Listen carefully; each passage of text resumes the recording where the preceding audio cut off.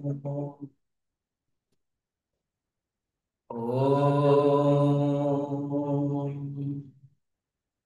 ॐ सहनां भवतु सहनो भुनक्तु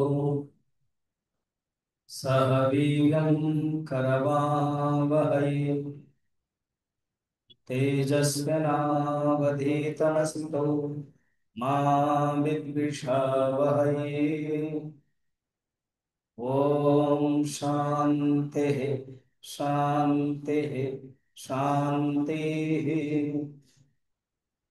गुरुर्ब्रह्मा गुरुर्विष्णु गुरुर्देवो महेश्वरः गुरुरेव परं ब्रह्म तस्मै श्री गुरवे नमः।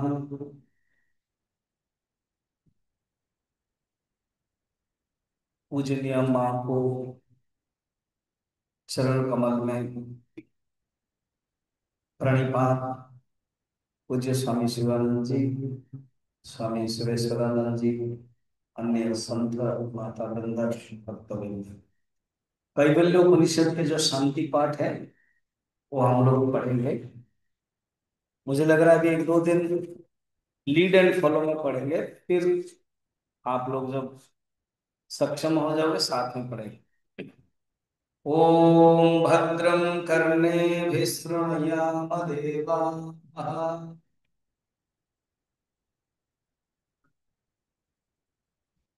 भद्रं पश्येमाक्षभिर्यजत्राः स्थिरैरङ्गैस्तुष्टुवागुंसंस्तनूभिः व्यसेमदेवहितं यदायुः। स्वस्ति न इंद्रो वृद्धस्रवाः स्वस्ति न पूषा विश्ववेदाः स्वस्ति नस्ताक्षो अरिष्टनेमिः स्वस्ति नो बृहस्पतिर्दधातु।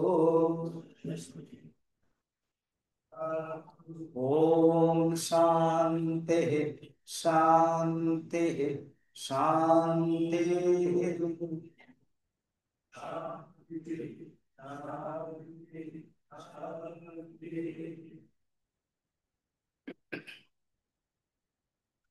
हमारे शास्त्र में चार पद्धति है कम्युनिकेशंस के। फर्स्ट पद्धति है संवाद। संवाद हमेशा गुरु और शिष्य के बीच में होता है। गुरु शिष्य योग हो संवाद। जितने भी उपनिषद है वो प्रश्नोत्तर में। केन उपनिषद नाम ही है केन।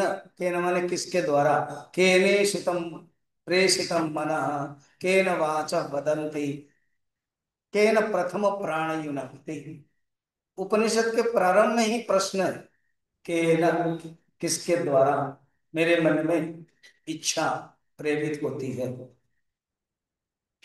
किसके द्वारा ये वाणी बोली जाती है, किसके द्वारा ये प्रथम प्राण नियुक्त हुआ है।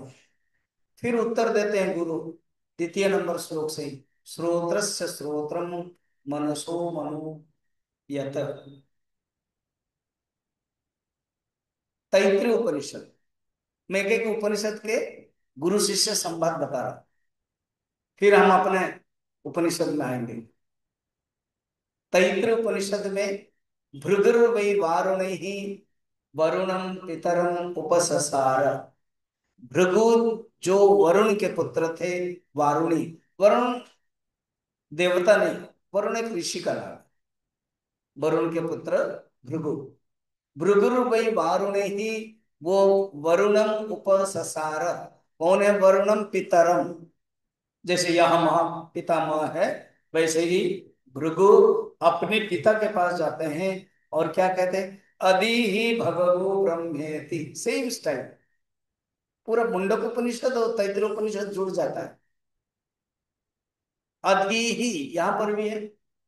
अथा अस्वालयन, अस्वालन आकर के परमेष्ठिनम पितामह के पास उपसमित्य उवाच अधि ही, पूछ रहे अधि ही भगवान ब्रह्म विद्याम वरिष्ठा, अधि ही टीच मी, बताइए, समझाइए, ब्रह्म के बारे में आप बताइए। ऐत्रेय उपनिषद, क्योंकि तुलनात्मक हो गया इसलिए मैं अपने मुंडक अभी जो कैवल्य चल रहा मैं बताना पड़ा। ऐत्रेय उपनिषद में कुतः इमाः प्रजाः प्रजायन्ते, कहां से ये पृथ्वी, ये कहां से ये प्रजा उत्पन्न हुई है, प्रश्नों में। कस्मिन् विज्ञाते सर्वमिदं विज्ञातम भवति, मांडुक्य उपनिषद, छांदोग्य उपनिषद, हालांकि मांडुक्य में नहीं है, छांदोग्य और मुंडक में है, बृहदारण्यक में है। सब उपनिषद में प्रश्न ही प्रश्न, कठोपनिषद में भी नचिकेता यमराज को प्रश्न पूछते हैं। तो ये विशेषता है गुरु और शिष्य के संवाद। ज्यादातर उपनिषद में पहले ही प्रश्न होगा और उत्तर बाद में, जैसे भी कैवल्य में। और इन उपनिषद के बारे में हमने अभी देखा है। कुछ कुछ उपनिषद में डायरेक्ट है। अमृत बिंदु उपनिषद, मनो ही द्विविधम प्रोक्तम शुद्धम अशुद्धमेव च, अशुद्धम विषयासक्तम शुद्धम काम विवर्जितम। तो ये डायरेक्ट उत्तर है, डायरेक्ट उपदेश।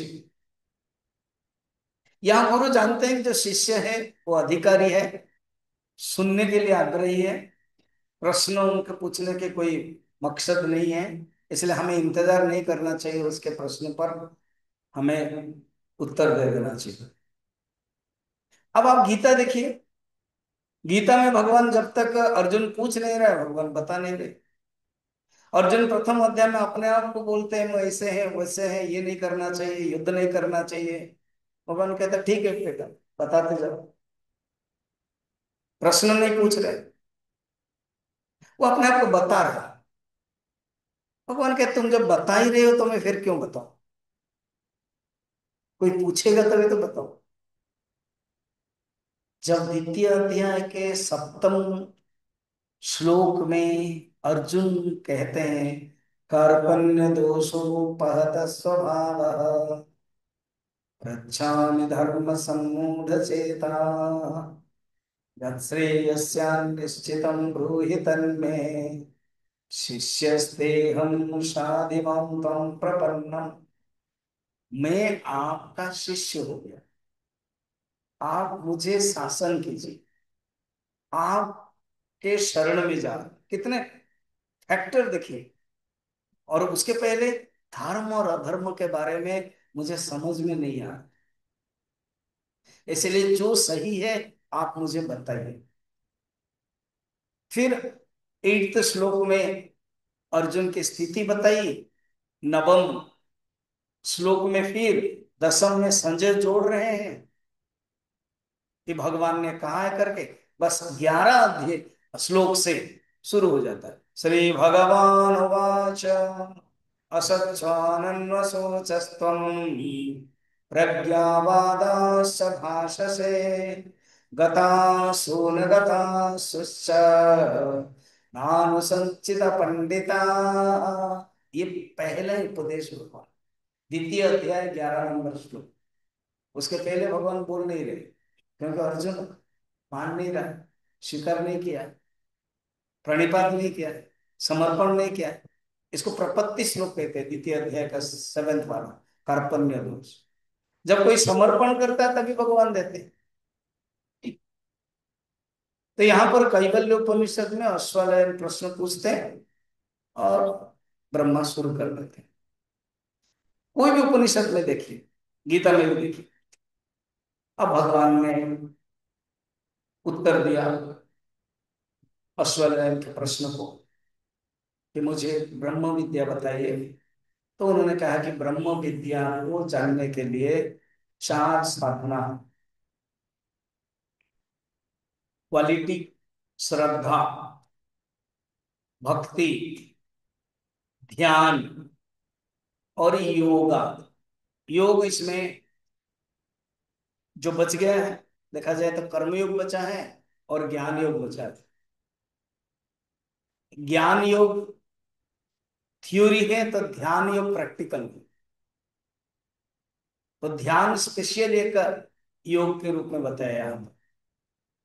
ज्यादातर वेद में तीन मुख्य है, कर्म योग, उपासना योग और ज्ञान योग। उपासना के अंतर्गत ध्यान है और ये उपनिषद है, पुरातन है। पतंजलि का योग दर्शन बाद में आया है, जो ध्यान एक अष्टांग में है। उसके पहले ब्रह्मा ने कहा कि ध्यान भी एक उपाय है। इन चारों को अगर आप देखोगे, श्रद्धा, भक्ति, ध्यान और ज्ञान, ये संयम सप्ताह में विशेषतः आप ये चारों ही कर रहे हो। श्रद्धा नहीं होगी तो आप बैठ नहीं पाओगे। श्रद्धा है, आपने दीक्षा ली है, माँ के शरणापन्न है, तो श्रद्धा एक क्वालिटी है, आउटस्टैंडिंग क्वालिटी बोलते हैं। आउटस्टैंडिंग क्वालिटी ही श्रद्धा, जिसके कारण हम खींचे जाते हैं। और हम लोग की श्रद्धा देख के दूसरे आश्चर्य, इसमें क्या रखा है, अरे इतने बड़े जगत है, भोग करना छोड़ छाड़ करके यहाँ व्रती बन रहे। क्योंकि उनको ये श्रद्धा जो एक्सेप्ट, जो फैक्टर है, उनको वो समझ में नहीं आता। और वो श्रद्धा हमारे लिए संपत्ति, वो श्रद्धा ही हमारे लिए इंजन है, जो हमारे जीवन के डब्बा को खींच रही। भक्ति, डिवोशन भगवान के प्रति, श्रद्धा ले आती है भगवान तक। गुरु और वेदांत वाक्य के प्रति जो विश्वास है, वो खींच कर ले आती है भगवान के चरण में। श्रद्धा का काम भक्ति तक ले आना। जैसे आपको पता ही है, संयम इसी महीना, इसी तारीख, इसी तिथि में होता है और आपने तय कर लिया क्योंकि श्रद्धा है। बस श्रद्धा से फिर आप खींचे आते हो।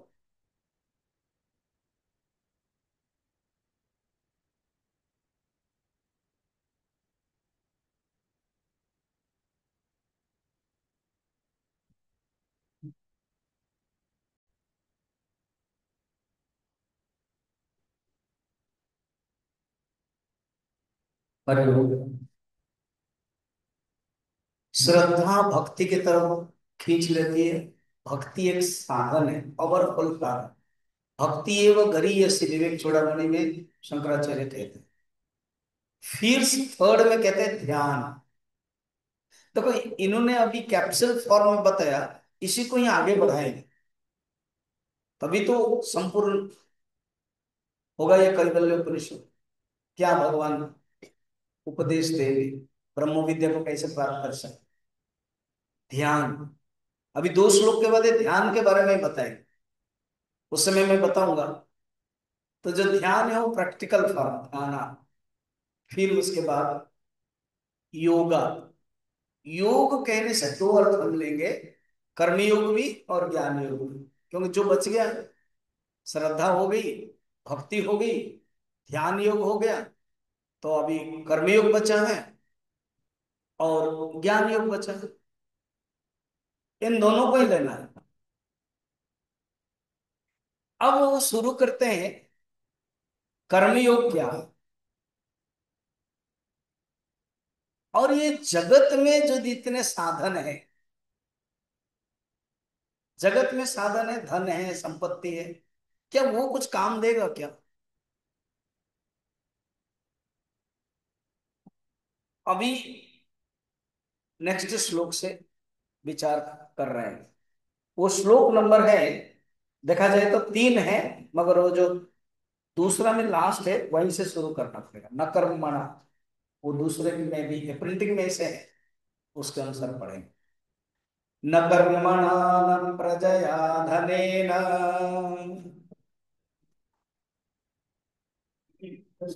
त्यागे नैके अमृतत्वमानशो परेण नाकं निहितं गुहायाम् विभ्राजते यद्यतयो विशन्ति। उस ब्रह्मा डायरेक्ट कहते हैं अश्वलयन, तुमने आश्रम में रह करके गुरु के पास रह करके तुमने ज्ञान प्राप्त किया है, कर्म किया है, हवन किया है, यज्ञ किया है, बचपन में सब कुछ किया है। अब अच्छी तरह से सुन, इस परमात्मा को प्राप्त करने के लिए उपाय कर्म नहीं है, न कर्मणा। स्वामी जी कंट्राडिक्शन नहीं हुआ, विरोधाभास? पहले आपने बताया था योग का अर्थ है कर्मयोग, और ज्ञान योग भी होता है।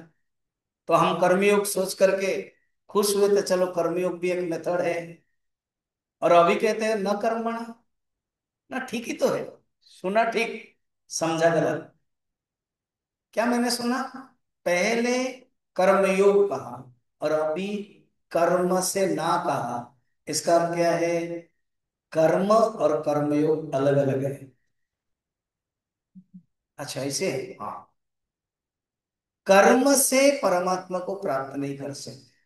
डू डोंट्स डूज बोलते हैं इंग्लिश में, विधि निषेध कहते हैं। तो जो कर्म है वो क्या है? भगवान कहते हैं लोगो यम कर्म बंधन। ये कर्म बंधन है।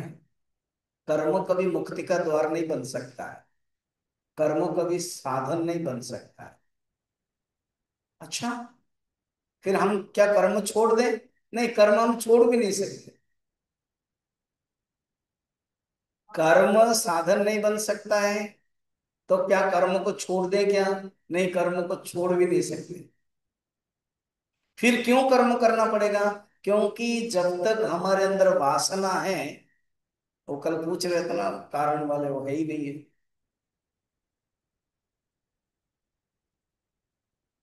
वासना ही हमारे कर्म के कारण है। जन्म मरण चक्र में हम आते हैं क्योंकि हमारी वासना है। जब तक वासना क्षय नहीं होती है, जब तक वासना एग्जस्ट नहीं होती है, हमें कर्म करना पड़ेगा। मगर इस कर्म साधन नहीं है, वरन तो कर्म योग साधन है। अच्छा, कर्म साधन नहीं है, कर्म योग साधन है, दोनों में फर्क है जरूर। देखो ना, उसमें योग लिखा हुआ है, इसमें नहीं है। बस इसी से ही फर्क है, हाँ इसी से ही फर्क है। कर्म का अर्थ है सकाम कर्म, जिसमें बंधन रखता है, और तीन डीमेरिट है। आप सोचो, और कर्म योग माने ये तीन डीमेरिट नहीं है, परंतु तीन योग है, मेरिट है जुड़ा हुआ। अभी हर क्षण हम कर्म करते हैं कि कर्म योग करते हैं, ये एक मिरर आएगा आपके लिए, चार्ट बन जाएगा। किसी क्षण हम इसमें रहते हैं, किसी क्षण हम उसमें रहते हैं। जब हमारा मन शांत होता है तो जानना हम कर्मयोग में हैं। जब मन विक्षिप्त रहता है, दुखी रहता है, तो जानना हम कर्म में हैं। वेरी सिंपल मेथड है, पूरा इक्वेशन है, गणित से ही।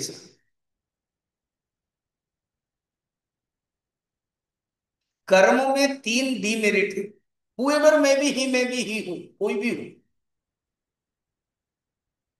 फर्स्ट है अहंकार, कर्तृत्व भाव। कर्तृत्व भोक्तृत्व लक्षण संसार। बाई द वे हम बताते हैं, जैसे माँ का कितना सुंदर सुंदर महावाक्य है, इसी प्रकार जरूर कहीं ना कहीं वाक्य होगा, मुझे याद नहीं आ रही, तो मैं समझा रहा हूं, आप जोड़ देना।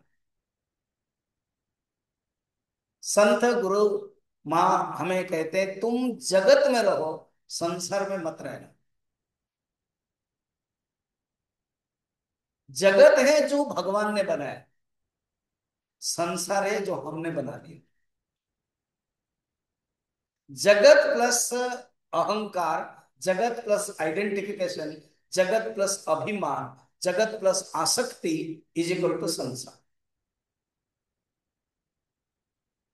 जगत के परिभाषा यूटिलिटी वैल्यू। कोई भी जो जगत देखो, अमेरिका में कुछ जगत है क्या है, हमें क्या होता है। अभी अफगानिस्तान में एयरबेस इंडिया लिया, वो हम केवल खबर में जानते हैं, हमें फर्क नहीं पड़ता है। अगर हम कहीं वहीं जाएंगे तब हमको फर्क पड़ेगा कि हम कहाँ आए। तो जगत के हमारे जो पेरीफेरी है, उससे अलावा क्या होता है हमें कुछ पता नहीं चलता। आजकल की मीडिया पावरफुल होके हमें पता चल जाता है कि कुछ 2 महीना पहले गंगोत्री के पास हर्षिल आदि में बाढ़ हुआ था, पानी इवन हरिद्वार में भी आ गया था। ये हम मीडिया से देख के जानते हैं। अगर कोई दूर के आदमी वो जान नहीं पाएगा, पुराने 50-100 साल के पहले के जमाने की बात नहीं जान पाएगा, क्योंकि जगत उसके लिए है ही नहीं है। जगत वही होगा जो हम पेरी पेरी अनुभव करते हैं, उसी को ही हम बना देते हैं संसार। जब हम उसी के साथ तादात्म्य करते हैं, आसक्ति करते हैं, मैं मेरा कर देते हैं। एक एग्जांपल देता हूं, ये घड़ी 2010 में टाइटन मैसूर या बैंगलोर जहां कंपनी है वहां बनी हुई। तो उसी से जगत के नाम से ही आ गया, वस्तु पदार्थ। उसके बाद मैन्युफैक्चर होने के बाद मटेरियल डिपार्टमेंट, देन उसके बाद परचेज डिपार्टमेंट, देन उसके बाद आ गया पटियाला में रह गया, क्योंकि मैंने वहीं खरीदा इसलिए पटियाला लाना पड़ा। फिर एक डिवोटी ने कहा कि स्वामी जी, कोविड तो चल रहा है, हम आपको, आप इतना प्रवचन दे रहे थे ऑनलाइन, हम आपको कुछ देना चाहते हैं। सचमुच एक दिल्ली के डिवोटी हैं, उन्होंने कहा हम देना चाहते हैं, और आपको क्या नहीं है क्या। तो मैंने कहा कि मेरे पूरा निवास खराब हुआ, ओके आप जाइए खरीद लीजिए, मुझे बता दीजिए, मैं भेज दूँ। अब मैं गया, मैं खरीद लिया। तब ये जो जगत है, जो घड़ी है, जो वस्तु है, वो मेरे पास आ। ठीक। जो इदम था वो मम हो गया। कल भी स्वामी जी बोल रहे थे इसका, मैं भोजन करते समय सुन रहा था। जो इदम वस्तु है वो जब मेरे पास आ जाता है वो मम बन जाता है, फिर उसी को ही हम अहम कर देते हैं। अभी मैं एग्जाम्पल देता हूँ। तो जगत हो गया, मेरे पास भी आ गया, वो भी जगत है, और अभी है, अभी तक 2022 से अभी तक है। अगर ये टूट गई, कांच टूट गए, पूरा खंड विखंड हो गई, आपको कोई फर्क नहीं पड़ेगा, क्योंकि आपके लिए ये जगत है। मगर मुझे अगर फर्क पड़ेगा, पड़ गए, टूट गया तो पड़ रहा है, तो ये मेरे लिए संसार बना, क्योंकि मैंने इसको मम्मा कह दिया था, ये मेरी घड़ी है, और ये रहने पर खुश है, नहीं रहने पर दुखी। जब टूट गए मुझे दुख हुआ, तो वो घड़ी मेरे लिए संसार थी, जगत नहीं थी। अगर कुछ ठीक है, किसी ने दिया, आया रंग गया रंग, तो मेरे लिए जगत है। ये एग्जाम्पल से यही समझना है, हम जीवन में जगत में रहे, संसार में नहीं है। कोई किसी को रोक नहीं सकता है, रख नहीं सकता है। पति पत्नी बच्चे सब कुछ। एक बड़े संत है, माने गृहस्थ संत है, उनके बच्चे मर गए, तो पति देव रोने लगे, तो पत्नी बोल रहे कि आप क्यों चिंता कर रहे हैं, भगवान ने दिया था, भगवान ले लिया। भागवत में वर्णन है, प्रहलाद के पौत्र पोता बलि को वामन भगवान ने बांध दिया। तो प्रहलाद आकर स्तुति करते हैं और कहते हैं आपका देना भी सुंदर है और आपका लेना भी सुंदर है। आपने दिया था स्वर्ग आदि, तो भी सुंदर था इसके लिए, आपने अभी ले लिया, वो भी सुंदर है। इसको कहते हैं जगत में रहे। हमें जगत में रहना है। अगर हम कर्म करते तो संसार में रह रहे हैं। कर्म में हमारे 3 डिमेरिट आ जाता है, 3 पॉइंट आ जाता है। फर्स्ट पॉइंट है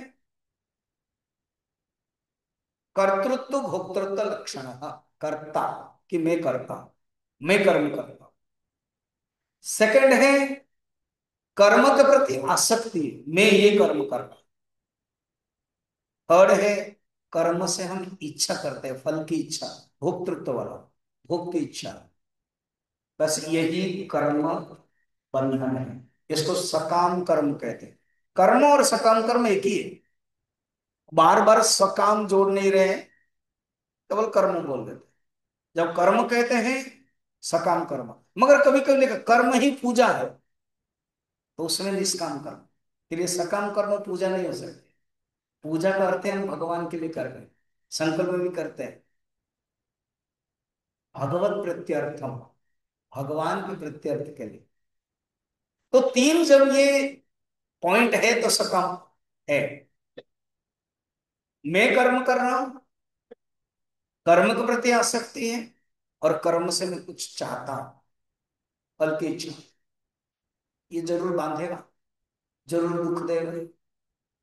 मैं अहंकार हूं, कोई मुझे बोल दिया, मुश्किल होगा।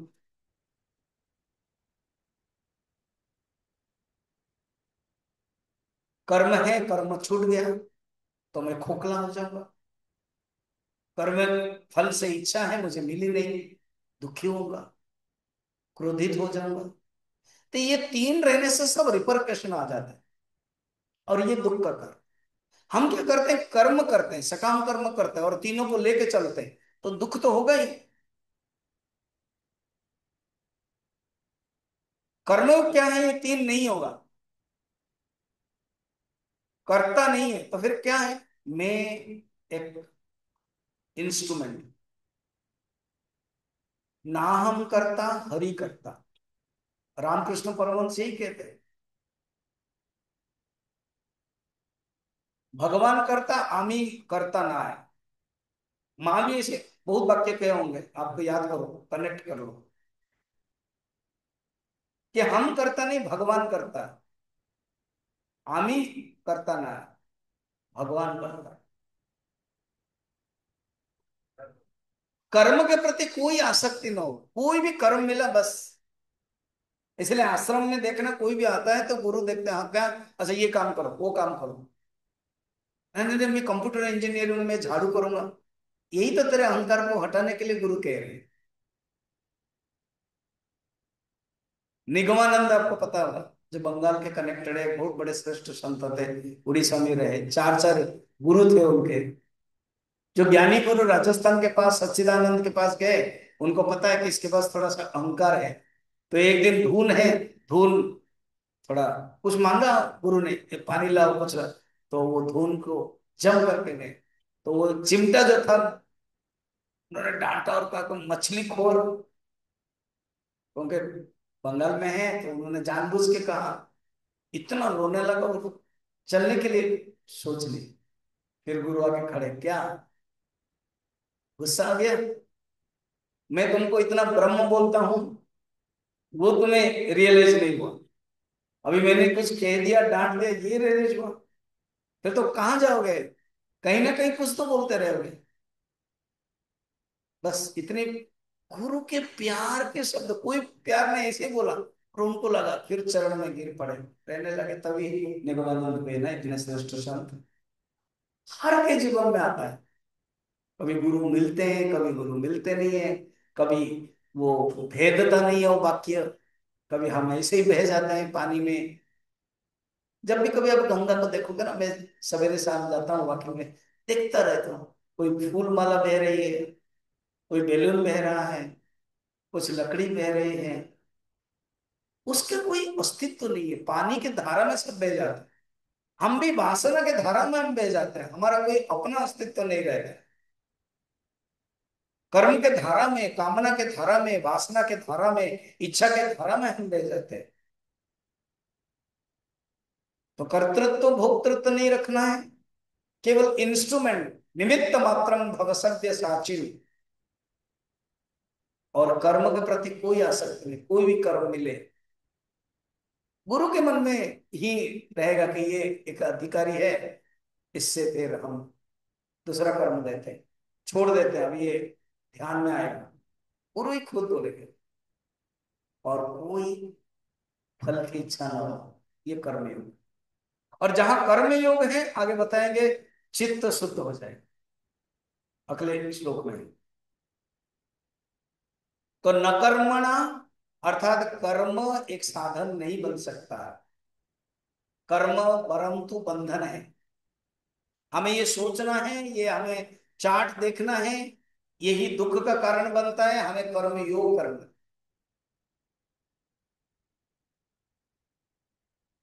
न कर्मणा न प्रजया, प्रजय माने पुत्र। पता है मेरा जो बेटा है वो एमएलए है, मेरा बेटा आईएएस ऑफिसर है, मेरा पिताजी है। प्रजा माने ये पिता भी है, इधर पुत्र भी। ऐषणा संस्कृत को कहते हैं इच्छा, तीन ऐषणा, वित्तेषणा, पुत्रेषणा, लोकेषणा। मेरे पास बहुत धन है, पावर है, वित्त, धन। पुत्र, मेरा पुत्र ऐसे, मेरे पांच पांच पुत्र है, सारा गांव को फड़का कर रखते हैं। देखते हो ना वो, बिहार, उत्तर प्रदेश, सब राज्य में कुछ ना कुछ गुंडे लोग रहते हैं, तो उनको भाई बोलते हैं, क्या क्या बोला जाता है। पूरा गांव शहर जिले को थर थरा रहते हैं। तो ये प्रजापत ऐसा, न प्रजया न धनेन, प्रजया फिर बोलते धन, वित्त।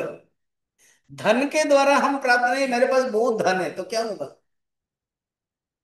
एंड्रयूस कार्निक 1950 के आसपास अमेरिका के वन ऑफ द बहुत बड़ा धनिक, और पता नहीं एक जहर उसके अंदर आ गया कि तुम्हारा बेटा, तुम्हारा पत्नी तुम्हें जहर देके मार देना चाहते हैं।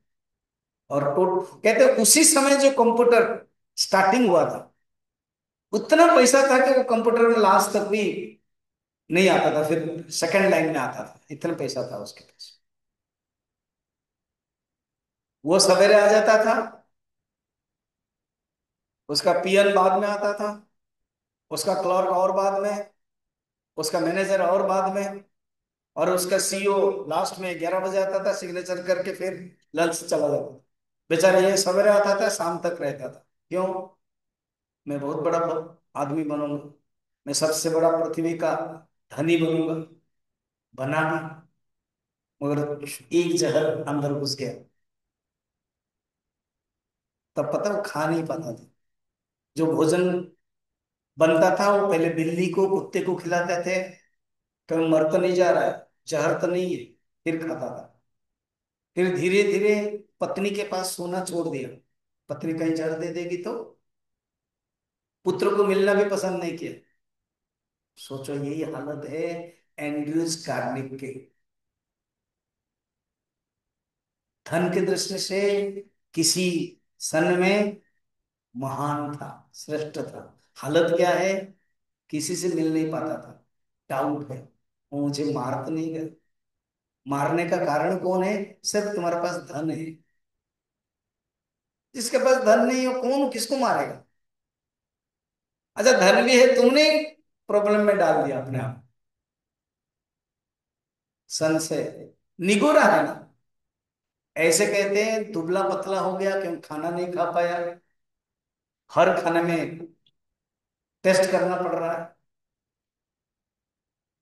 और धीरे धीरे धीरे धीरे बिना पत्नी बिना पुत्र के शक्ल देखे मर गया। धन न, बहुत धन कमाओगे, धन साधन नहीं है। धन ठीक है, पुण्य से धन मिलता है, पूर्व जन्म में पुण्य किया है, इस जन्म में पुण्य किया है, अच्छी बात है। और वो धन के प्रति आसक्त नहीं होगी। न कर्मणा न प्रजया धनेन, तीन गया काट दिया। इससे अर्थ क्या है, संसार के बाहर के जो संपत्ति है वो साधन नहीं है। हमारे ऋषि कहते हैं, देखो सुनो, तुम जिसको संपत्ति कहते हो, संपत्ति किसके कहते हैं? यही धन है, पुत्र है, जमीन जायदाद संपत्ति बैंक बैलेंस ये सब कहते हो, घोड़ा गाड़ी जितने भी। तो ऋषि कहते हैं एक श्लोक में, संपत्ति नैव संपत्ति ही। तुम जिसको संपत्ति कहते हो हम इसको संपत्ति नहीं मानते। संपत्ति नैव संपत्ति ही, तुम्हारी संपत्ति हमारे दृष्टि से संपत्ति नहीं है। विपत्ति हम किसे मानते हैं ना, जब ये सब चीजें चली गई तो विपत्ति।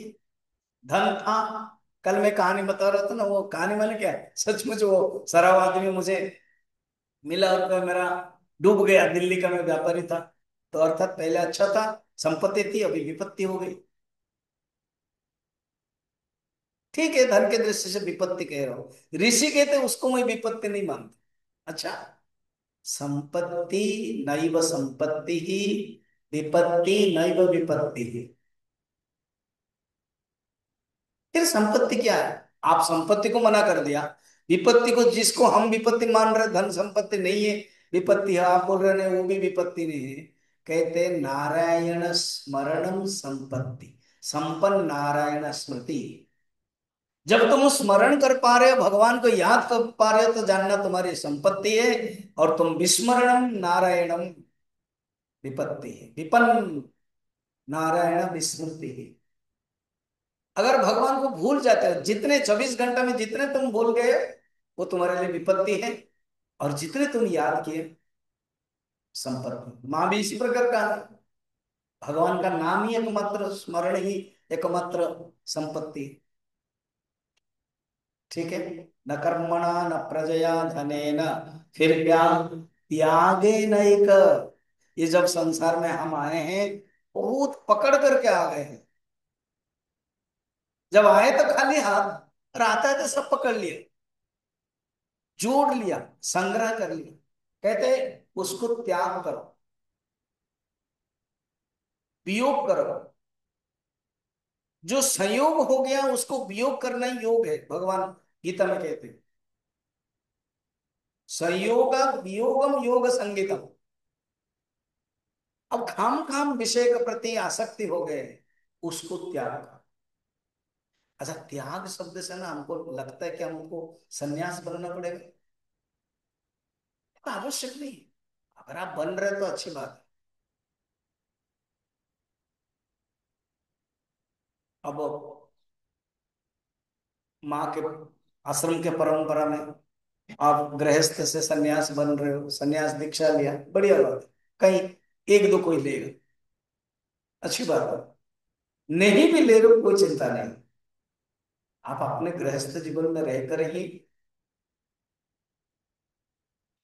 जो सेंटर में रह रहे हो, माँ के आश्रम में जा करके जो आप सेवा कर रहे हो, वो आपके लिए त्याग है। जब सेवा कर रहे हो तो कर्म नहीं कर रहे हो, वो कर्मयोग हो जाता है, वो साधना हो जाती है। और वासना, अहंकार, आसक्ति त्याग कर रहे हो, वही त्याग है। त्यागे नहीं कि अमृतत्व मानस हो, त्याग से ही अमृतत्व को प्राप्त करो। जो अमृतत्व है, जो मैं पहले बताया था, ब्रह्म के रहने ये, जो ब्रह्म विद्या में वरिष्ठम, जो ब्रह्म विद्या है वो प्राप्त कर सकते, वो अमृत तत्व है। वो प्राप्त कर सकते हैं कैसे? त्याग से। त्यागे न एक, त्याग से ही। नान्य पंथा अयनाय विद्यते, और कोई पंथा ही नहीं है, एकमात्र पंथा है। परेण नाकम निहितम गुहायाम, ये थोड़ा सा शब्द है। अकम, कम मने स्वर्ग, परेण नाकम, नाकम मने स्वर्ग, स्वर्ग से परे। स्वर्ग पुण्य का एक स्थान है, पुण्य करोगे तो वहां पहुंचोगे। कहते स्वर्ग से भी परे वो जो परमात्मा तत्व है, वो कैसा है पहले भी बताया था, गुहायाम, निगूढ़ाम। वो छिपा हुआ, सबके लिए ओपन नहीं है। गुहायाम विभ्राजते, यत यतो यो विशन्ति। वो जो यति लोग हैं, वो विभ्राजते, उसमें वो आत्मा प्रकाशित रहती, उसमें अंदर है, छिपा हुआ है, मगर सबके लिए प्रकाशित नहीं है। एक होता है अवेलेबिलिटी, और एक होता है एबिलिटी। अवेलेबल फॉर ऑल, मगर एबिलिटी नॉट फॉर ऑल। समझ में आ रहा है? परमात्मा सबके अंदर है। देखो गाय जो है ना, गाय के खून से ही दूध बनता है। तो खून शरीर के चारों तरफ है। जब खून से दूध बनता है, खून शरीर के चारों तरफ है, तो दूध पाने के लिए हम कहीं भी छू ले क्या जहां पर खून है? पैर में खून है, पेट में खून है, सूंड में खून है? नहीं। दूध पाने के लिए एक ही जगह जाना पड़ता है, क्योंकि खून अवेलेबिलिटी है, मगर दूध सब में अवेलेबिलिटी नहीं है, एबिलिटी नहीं है, एबुल स्थान नहीं है। परमात्मा सब जगह है, मगर परमात्मा को अनुभव करने के लिए हम मंदिर बनाते हैं, हम माँ के समाधि में आते हैं, और उसको जब प्रणाम करते हैं, आंख बंद करते हैं, और हृदय में हम अनुभव करते हैं। हृदय हो गया एबिलिटी, एबल स्थान। विभ्राजते, प्रकाशते। परमात्मा सब जगह है, मगर प्रकाशते सबके लिए नहीं है। भगवान भी कहते हैं, ना प्रकाशते सर्वत्र। सर्वत्र में प्रकाश नहीं होता वो। मम माया आवृत समावृत। मेरे माया से आवृत है। फिर कौन देखता है? फिर कौन अनुभव करता है? कहते यति। यति शब्द, जैसे व्रति शब्द है, यहाँ आप व्रती हो, व्रत पालन करते हो। यति माने यत्न करते, जो साधना करते। अच्छा, यति शब्द एक कोलोकल हो गया सन्यासी के लिए? नहीं। जो यत्न करेगा, जो साधन करेगा, वो यति है। गृहस्थ भी तो भी यति है। ये एक स्टेज है। हमारे ऋषियों ने बहुत सुंदर बनाए।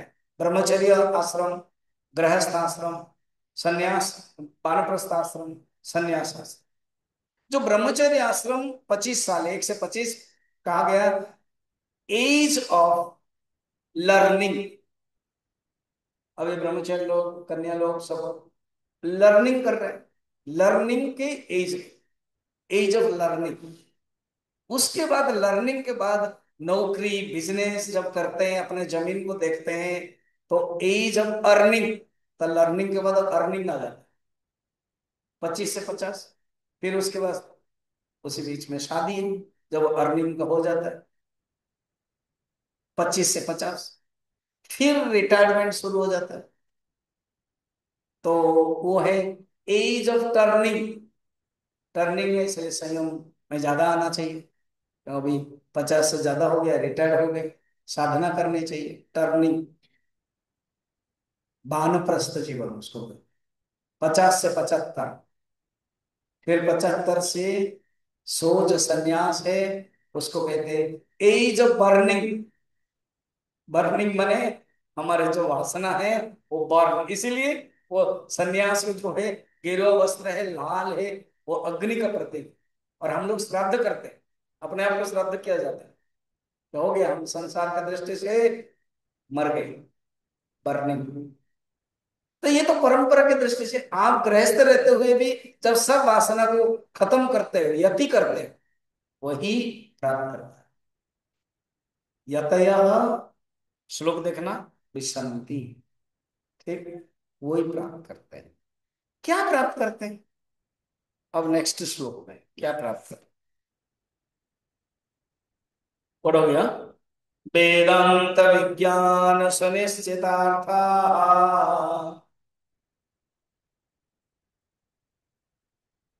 संन्यास योगाद्यतय शुद्ध सत्वा,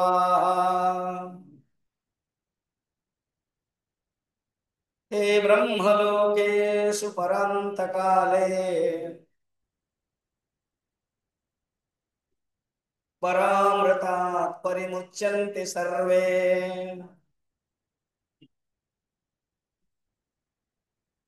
जब यति यत्न करते हैं,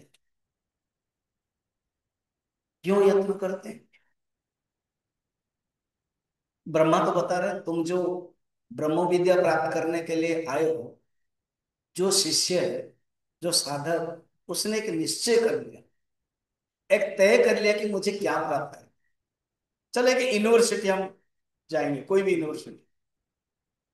तो यूनिवर्सिटी में आप अंदर घुसते हो, कोई एक लड़के को पूछ ले, तुम क्या कर रहे हो ना, रिसर्च कर रहे हो, कौन से सब्जेक्ट, कोई भी बताएगा। इसी प्रकार जब हम उपनिषद पढ़ने के लिए आते हैं, तो उपनिषद भी एक है, हाईएस्ट स्टैंडर्ड का है, एमए एमएससी पीएचडी के स्टैंडर्ड में।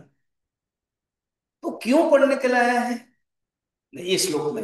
वेदांत विज्ञान सुनिश्चितार्था।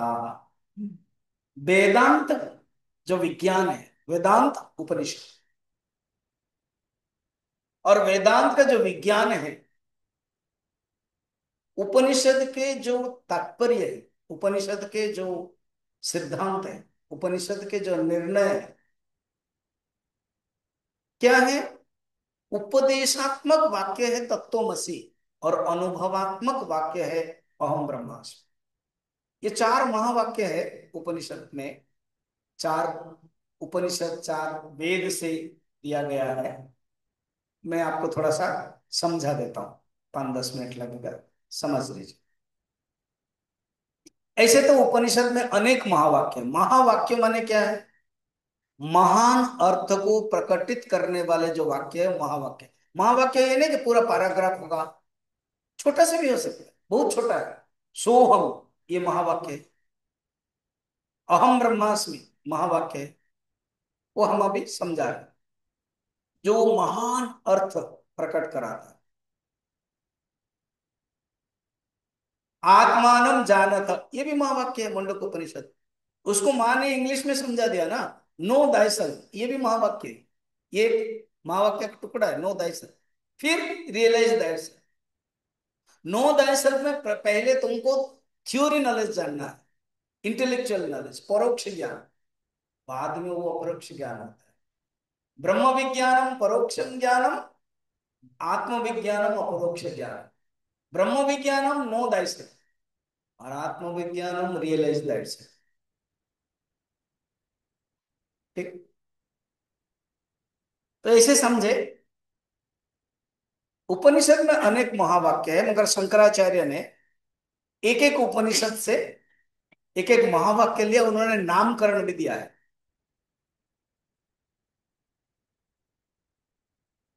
इसी ढंग से ले पहले कि ऋग्वेद उपनिषद है, ऐत्रेय उपनिषद, उसमें एक महावाक्य है प्रज्ञानम ब्रह्म। प्रज्ञानम ब्रह्म को कहते हैं पारिभाषिक शब्द है। ब्रह्म कौन है, ब्रह्म क्या है ना? प्रज्ञानम चेतन स्वरूप, प्रज्ञानम ब्रह्म, पारिभाषिक महावाक्य, डेफिनेशन, लक्षण। फिर यजुर्वेद, यजुर्वेद बृहदारण्यक उपनिषद, उसमें आते हैं अहम ब्रह्मास्मि, अनुभव वाक्य, अनुभव वाक्य अहम ब्रह्मास्मि। फिर सामवेद, छांदोग्य उपनिषद, तत्वमसि, तत्वमसि वो तुम हो, उपदेश वाक्य। और अथर्ववेद, मांडुक्य उपनिषद, अयमात्मा ब्रह्म, अनुसंधान वाक्य। वो जो आत्मा है वो ब्रह्म है, ब्रह्म कोई और दूसरा नहीं है, आत्मा है। ऐसे वेदांत के वाक्य को, वेदांत के विज्ञान को, वेदांत के साइंस को, वेदांत के सिद्धांत को सुनिश्चित कर लिया, डिटर्मिनेशन कर लिया, विचार कर लिया, और उसका अर्थ अच्छी तरह से समझ लिया। कैसे? संन्यास योगा। पहले जैसे त्याग कहा था, इसको और क्लियर करते हैं, संन्यास योग। गीता में भी भगवान संन्यास और त्याग के बारे में बहुत सुंदर वर्णन करते हैं। संन्यास का अर्थ अगेन ये नहीं है, परंपरा के दृष्टि से नहीं है। यह है परंपरा का। पर संन्यास का अर्थ त्याग, जहां हम कर्म को त्याग करते हैं और कर्म फल को त्याग करते हैं, वो त्याग है। और कर्म को त्याग करते हैं, वो संन्यास। पंचम अध्याय में भगवान अर्जुन ने पूछा था, भगवान उत्तर दिया था। लास्ट में भी 18 अध्याय में भगवान संन्यास और त्याग के बारे में बता रहे हैं। संन्यास योगा, किसी ने बहुत सुंदर अर्थ लिया। संन्यास भी करना, योग भी करना। त्याग करना है डिटैचमेंट, एंड योग अटैचमेंट। इसके लिए मैं एक किस्सा समझा। 1952-53 में पूज्य गुरुदेव स्वामी चिन्मयानंद जी जब मुंबई में अपना प्रवचन स्टार्ट किया, तो पहले पहले स्टडी क्लास में जाना पड़ता था, छोटा छोटा प्रवचन में। फिर कोई ऑर्गेनाइज करता था तो बड़ा होता था। तो लोकल ट्रेन में जाते थे, और उनकी शैली है, बहुत कम वो कुर्ता पहनते थे, अंग वस्त्र पहन करके, गर्मी होती थी। तो उन्होंने अपनी गीता किताब रखे थे ऐसे। लोकल ट्रेन में, वो ट्रेन में पता हो कलकत्ता, हावड़ा और बम्बई आदि में, वो एक बेल्ट पकड़ना पड़ता है खड़े होकर, अगर चेयर नहीं मिल रहा है। तो एक ना आदमी आया, कहा, ये Swami, where are you going? कहा, I am going to teach Gita. Tell me what is the essence of Gita. अब गुरुदेव ने सोचा, जिस गीता को पढ़ने के लिए इतना मैंने 6-7 साल लगाया, जीवन लगाना पड़ता है, ये आदमी बोल रहा है what is the essence of Gita, tell me in one word, in one sentence. तो वो थोड़ा से ह्यूमरिकल थे गुरुदेव। तो उन्होंने ऐसे पकड़ा था। अब ये थोड़ा दुखता है ना, चेंज करते रहते। तो उन्होंने निकाला, कहा कि detachment from the world, attach with the god, is the essence of Gita. समझ में आ गया? उन्होंने ऐसे भी किया और बोल दिया, जो हम संसार को पकड़े हुए हैं, उससे डिटैच करो और परमात्मा को पकड़ो, योग करो। तो एक संन्यास है और एक योग है। Detachment, attachment is the method. संयोग वियोगम योग संगीतम। यहां पर भी कहते हैं संन्यास योग। संन्यास डिटैच फ्रॉम द वर्ल्ड, योग अटैच विद गॉड। संन्यास योग यतय, अगेन 3 नंबर श्लोक में यतः कहा था, अभी भी यतय, अर्थात ये बहुत इंपॉर्टेंट है। जैसे व्रति शब्द यहाँ इंपॉर्टेंट है, संयम साधना। आप कौन हो? न व्रति हो। सब लोग व्रति नहीं हो पाते, कुछ लोग कैंडिडेट है, कॉन्फ्रेंस के डेलीगेट है, और जो व्रती है वो हाईएस्ट है, क्योंकि वो व्रत पालन करते हैं। तो यतय है सब, 3 में भी था, 4 में भी था। यतय शुद्ध सत्वा, कर्मयोग करके शुद्ध सत्व हो गया है। इसको थोड़ा समझे। जो कर्मयोग बताया था ना, योग, कर्मयोग का फल क्या है? पहले समझे कर्मयोग क्या है। निष्काम कर्म, अहंकार नहीं है, कर्म के प्रति आसक्ति भी नहीं है, फल की इच्छा। कर्मयोग, कर्मयोग का फल क्या होता है ना? कर्मयोग का फल मल दोष निवारण। जो हमारे मन के अंदर मल है, उस दोष को निवारण करता है, चित्त शुद्धि कराता है। कर्मयोग का फल इज इक्वल टू चित्त शुद्धि। उसने कर्मयोग कर लिया, न कर्मणा न प्रजया धनेन त्यागे ने का त्याग, माने यहाँ पर कर्मयोग। कर्मयोग किसने किया? त्याग किया। उसका फल शुद्ध सत्वा। जो श्लोक देख रहे हो कनेक्ट कर लेना, शुद्ध सत्वा, उनका मन शुद्ध हो। शुद्ध सत्वा ते, बोलो, ब्रह्मलोकेशु परांत काले। अर्थात जब मर जाते हैं, क्योंकि उन्होंने कर्मयोग भी किया और वेदांत विज्ञान सुनिश्चितार्थ किया, इसलिए परांत काल है। देखो, अंत काल मैंने मनुष्य मरता है फिर जन्म होता है, मरता है फिर जन्म होता है, मगर इस बार और वो लास्ट मरण है उसका, परांत काल है। और बार बार मरेगा नहीं, और बार बार जन्म नहीं होगा। उसने ज्ञान प्राप्त कर लिया, जान लिया कि मैं मर नहीं मरता हूं। भागवत में लास्ट में यही है ना, सुखदेव जी परीक्षित को कहते हैं, तुम मरीषिषि इति बुद्ध्वा जहि, तुम मरोगे ये बुद्धि को त्याग करो। अहम मरिष्यामि इति बुद्धि जहि, मैं मरूंगा ये बुद्धि त्याग करो। पराण काले ब्रह्म लोकेशु परामृत परिमुच्यन्ते सर्वे, तो वो ब्रह्मलोक में चले जाते हैं। अच्छा, ब्रह्मलोक के जाने के दो मेथड है, एक है क्रम मुक्ति और एक है सद्य मुक्ति।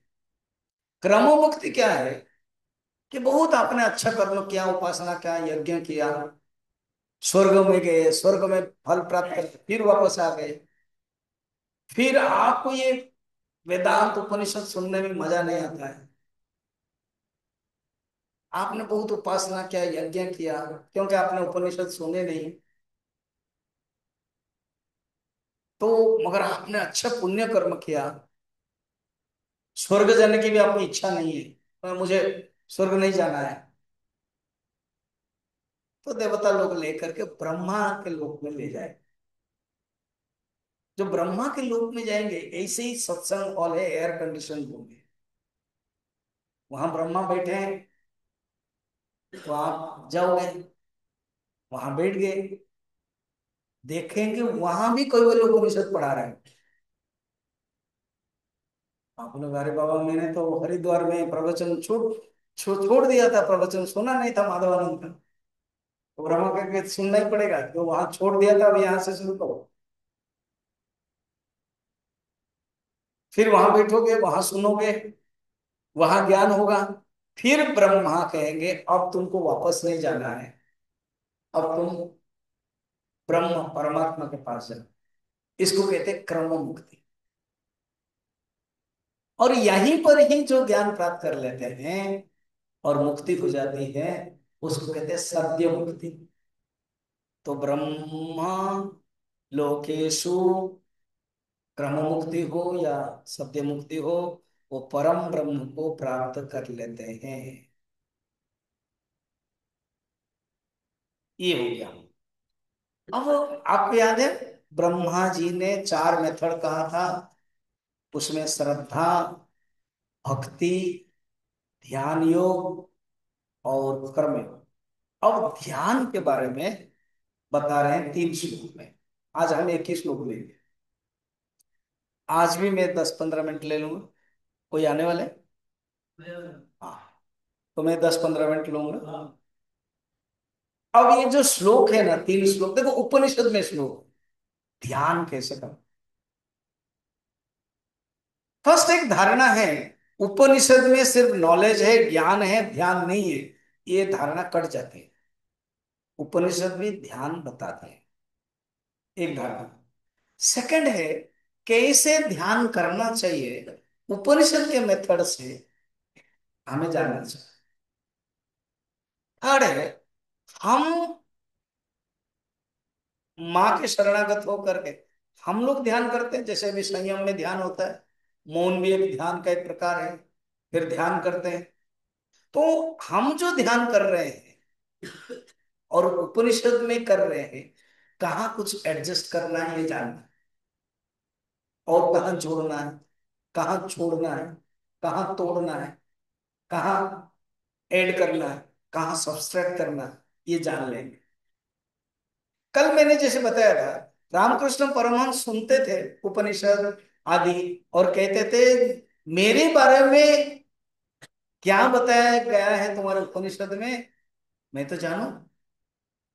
ऐसे ही जो हम कर रहे हैं 40 साल से, 30 साल से, जो उपनिषद है वो ऑथेंटिक है, वो हम जाने। और ध्यान में हमें क्या क्या करना चाहिए, जो कहेंगे मैं प्रारंभिक है, कोई बोल रहा है मैं पहले बार आया स्वामी से सुनने के लिए, फाइन, तो यहाँ आप ध्यान सीख रहे हो, मौन सीख रहे हो, जान रहे हो, ये एक मौका है, खुद ब्रह्मा कहते हैं, खुद शास्त्र कहते हैं, इतना सुंदर है। और इसी को ही भगवान ने भी बताया, अच्छा, केवल ये उपनिषद नहीं है, बहुत उपनिषद में दिया, कठोपनिषद में है लय प्रक्रिया, श्वेता श्वेत्र उपनिषद में है, मांडुक्य में तो है ही, उसको कारिका में भी बताया गया है। शुरू से बता रहे हैं कि कैसे क्या करना है। पढ़ते हैं, ठीक है, मैं पढ़ता हूं, आप पढ़ना। विविक्त देशे च सुखासनस्थः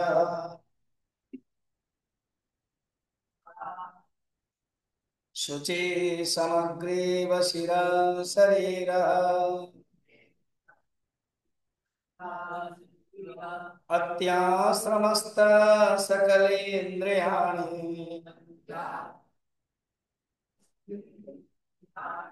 निरोध्य भक्त्या स्वगुरुं प्रणम्य।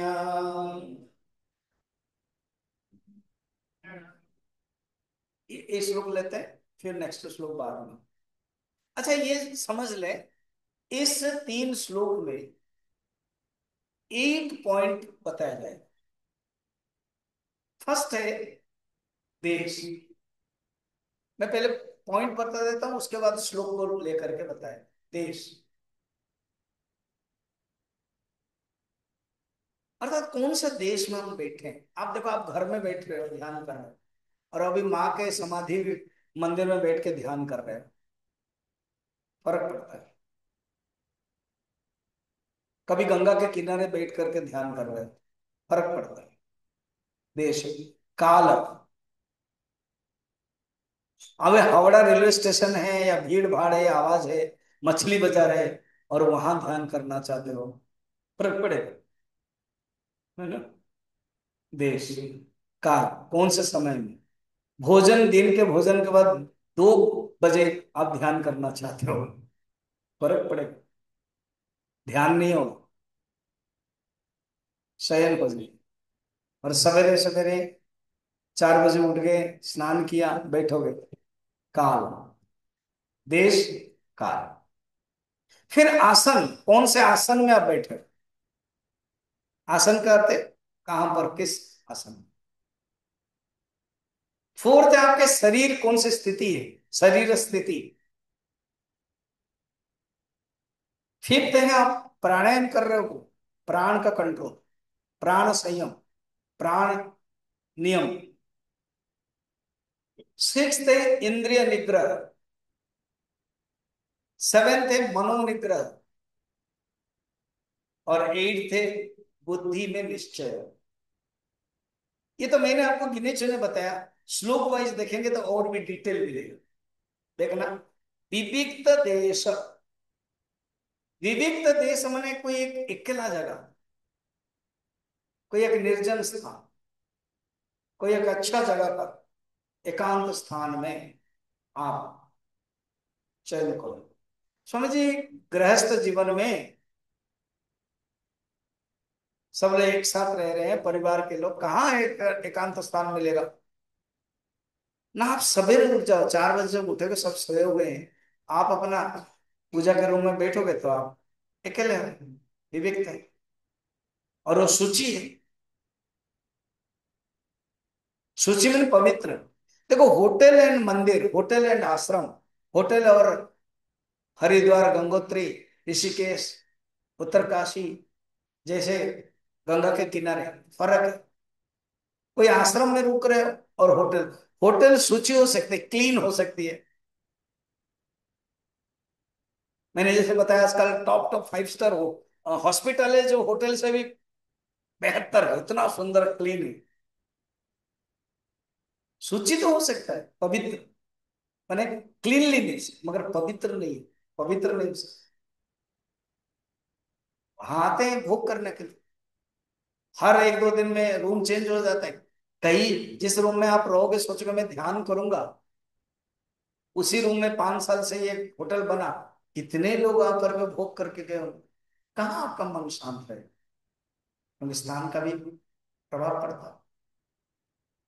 मंदिर में, आश्रम में ध्यान करने के लिए ही आते हैं, उसमें भोग का कोई स्थान नहीं। शुचि, सुखासन था, सुखासन में बैठना, सुखासन, अनेक आसन होता है, एक आसन है सुखासन है, पद्मासन, सुखासन।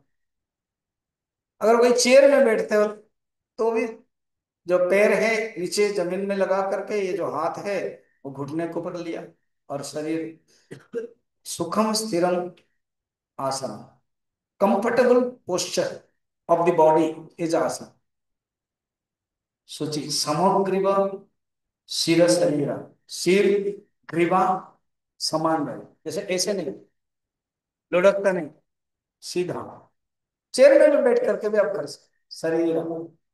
तो यहाँ ब्रह्मा ऋषि हमें कैसे ध्यान में बैठने के लिए बता रहा है।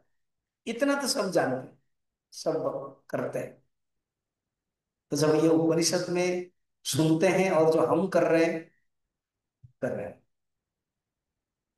फिर पत्याश्रमस्त, आश्रम माने जो मैंने बताया, ब्रह्मचर्य आश्रम, गृहस्थ आश्रम, वानप्रस्थ आश्रम, संन्यास आश्रम, ये एक जीवन के रहने के लिए बनाया गया है। द सिस्टम्स मेड बाय ऋषिज, how to live in this world. और जब ध्यान करते हैं, इन चारों आश्रम से परे हो जाए। नहीं नहीं, हम तो गृहस्थ हैं, उसी समय नो गृहस्थ, ब्रह्मचर्य उसी समय नो ब्रह्मचर्य, उसी समय नो संन्यास, अत्याश्रमस्थ, समस्त आश्रम से उठो। जब आश्रम को पकड़ के रहोगे फिर ध्यान क्या करोगे, फिर परमात्मा को क्या प्राप्त करोगे। अगर पराज सूट जो होता है उसमें अगर पकड़ के रखेंगे तो नहीं हो सकता, खोलना छोड़ना पड़ेगा, तभी वो उड़ेगा और ग्लाइड करोगे नीचे। तो वैसे अत्याश्रमस्थ। दूसरा बड़ा सुंदर कह रहे हैं, सकलेन्द्रियाणि निरुद्ध्य, सकल समस्त इंद्रियों को निरुद्ध करके। देखा, ये जो मैंने पॉइंट बताया था ना, देश काल आसन शरीर इंद्रिय प्राण, ये सब एक एक आ रहा है। इंद्रिय कनेक्टेड है, इंद्रिय निग्रह 6 नंबर था। फिर प्राणायाम भी है, सकलेन्द्रियाणि निरुध्य भक्तिया, ये एक पॉइंट आ गया जो इसमें हम नहीं लिखा था। अब नवम पॉइंट आप लिख सकते हो, हमारे अंदर भक्ति होनी चाहिए। ध्यान जब करेंगे तो भक्ति। बहुत लोग ना जो योग वाले हैं वो कहते हैं ये भक्ति भक्ति जरूरत नहीं है। बिना भक्ति में आपको मन द्रवित ही नहीं होगा। रसगुल्ला अगर खाना है तो फिर रसगुल्ला जो चीनी के इसमें वो डूबना पड़ेगा, तभी रसगुल्ला होगा। अगर केवल पनीर हो जाएगा, छेना हो जाएगा, गुलाब जामुन हो तो फिर वो डूबना पड़ेगा। इसी प्रकार मन को डूबना पड़ेगा भक्ति में। भक्ति के धारा में ही मन डूबता है, भक्तिया। फिर स्वगुरु प्रणम्य, बहुत साधक भी कहते नहीं, ये ध्यान जब करोगे तुम डायरेक्ट जाओगे, गुरु के प्रणाम करना जरूरत नहीं, गुरु को मत लाना। देखो यहाँ पर उपनिषद ही कहती है गुरु को लाना पड़े, अपने गुरु को प्रणाम करना है, क्योंकि गुरु है हमारे लिए माध्यम है, गुरु है हमारे लिए आश्रय है, और परमात्मा हमारे लिए विषय है। स्वगुरु प्रणम्य। फिर क्या चिंतन करना है, क्या विचार करना है, आगे बताते हैं, पढ़ लेते हैं। हृत्कुंडलीकं विरजं विशोत्थम। आप लोग ध्यान में रह गए क्या? मैं जो समझा रहा हूँ आंख बंद करके ध्यान में रह गए, इसलिए मैं पढ़ा रहा हूँ, पढ़ ही रहे हो। हृत्पिंडरीकं विरजं विशुद्धम विचिन्त्य मध्ये विशदं विशोकम्।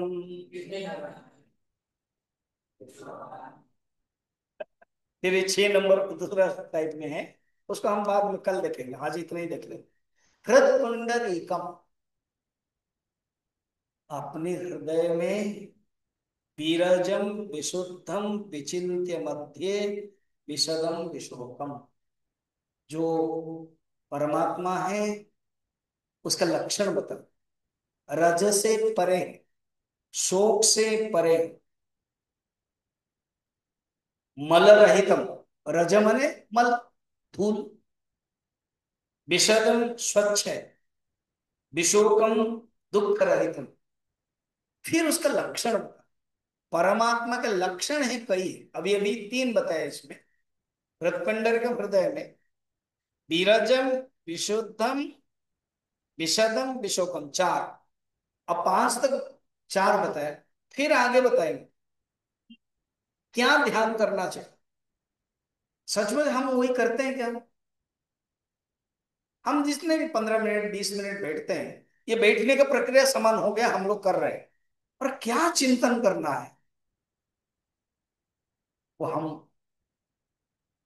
जानना चाहिए। इसको मैं पढ़ाऊंगा कल, फिर मैं कल मेडिटेशन बताऊंगा। आज फिर भी 5 मिनट हम मेडिटेशन करेंगे।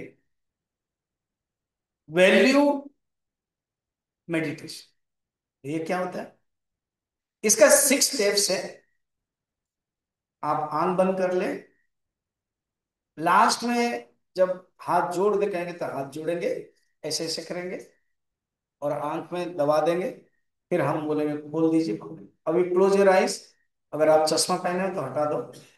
ये दोनों हाथ घुटने के ऊपर रखो, रीढ़ की हड्डी सीधी जैसे बताई गई है। सोचो कि गंगा के किनारे, जस्ट रोड क्रॉस करोगे, दक्ष मंदिर के बाद सीढ़ी नीचे उतरोगे तो गंगा, आप सोचो वहां बैठे, गंगा की धारा बह रही है, आप उसको देख रहे हो।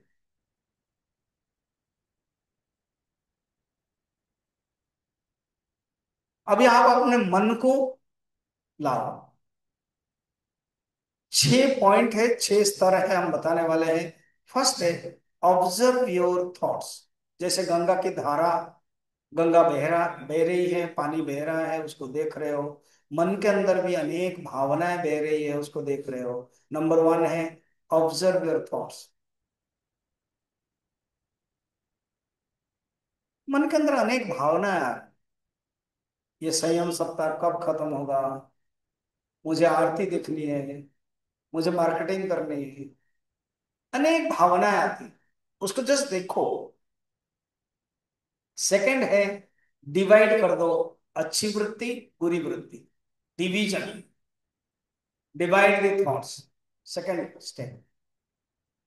आप मेरे साथ साथ जाना पड़ेगा, नहीं तो कहीं अटक जाओगे। थर्ड है डिलीट द नेगेटिव थॉट्स। तो दो प्रकार के थॉट्स है, एक पॉजिटिव है, एक नेगेटिव। आपने डिवाइड किया है, शुद्धम एंड अशुद्धम, auspicious inauspicious, virtues and vices. तो जो वाइसेस है यही तो दुख का कारण है, ये एजिटेशन देता है। जो खराब गुण है उसको डिलीट करो, थर्ड नंबर है।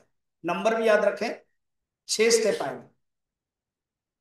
चतुर्थ स्टेप है पॉजिटिव क्वालिटीज को देखो और भी पॉजिटिव क्वालिटीज को तैयार करो, ऐड करो। Inculcate positive thoughts, add positive thoughts. मन के साथ सम, दम, अधम्बित्वम, अमानित्वम, ऐसे अच्छे अच्छे गुण आप पैदा करो। 4 नंबर हुआ। 5वां नंबर में सब पॉजिटिव गुणों को इकट्ठा करके खुद बनाओ एक, and that is you, that is me, वही मैं, अच्छे गुणों का समारोह। I am the embodiment of all good qualities. मैं एक साधक हूं, मेरे अंदर अच्छी क्वालिटीज, तब ये साधक के उच्च स्तर पर पहुंच सकता है। 5 नंबर हो गए। मैं फिर दोहरा रहा हूं। पहला है ऑब्जर्व योर थॉट्स, सेकेंड है डिवाइड द थॉट्स, अच्छे एंड बुरे। थर्ड है delete the negative thoughts. Fourth है इनकॉलकेट पॉजिटिव थॉट्स। एंड फिफ्थ है put together all thoughts. And sixth है सरेंडर टू लॉ। अपने आप को भगवान में समर्पण करो। Dedicate in the alter of dedication. Dedicate नहीं करोगे, अहंकार आएगा। अहंकार और भगवान साथ साथ नहीं रहते। कंस था इसलिए भगवान कृष्ण मथुरा में जन्म होते हुए भी चले गए। बाद में लीला के बाद आएंगे, कंस को मारेंगे। एक ही शरीर में कंस माने काम और राम दोनों नहीं रहते। काम, जहां काम है वहां नहीं राम, जहां राम है वहां नहीं काम। दोनों साथ में ठहरिए, रवि रजनी इकट्ठा। तुलसी कहते हैं रवि और रजनी, दिन और रात एक साथ नहीं रहते। जहां प्रकाश है वहां अंधकार नहीं है, जहां अंधकार है वहां प्रकाश नहीं है। जहां कामनाएं हैं वहां भगवान नहीं आते। तो भगवान को लाओ।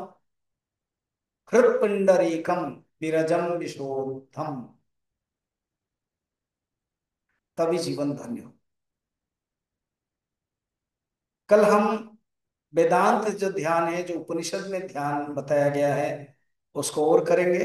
अभी हम आज जो उपनिषद में बताई गई है, कैसे बैठोगे, इंद्रियों को, मन को, बुद्धि को कंट्रोल करोगे, फिर क्या चिंतन करोगे, वो कल बताएंगे, कल देखेंगे। हाथ जोड़ दीजिए, जोर से घिसिए, पामिंग कीजिए, उसको पाम बोलते हैं। और आंख में दबाइए, सेकेंड टाइम। फिर प्रेस कीजिए, आंख में दबाइए, third time and last time. Press कीजिए, धीरे धीरे अंगुलियों को द्वारा आंख को मलते हुए खोल दीजिए। ओम पूर्णमदः पूर्णमिदं पूर्णात् पूर्णमुदच्यते पूर्णस्य पूर्णमादाय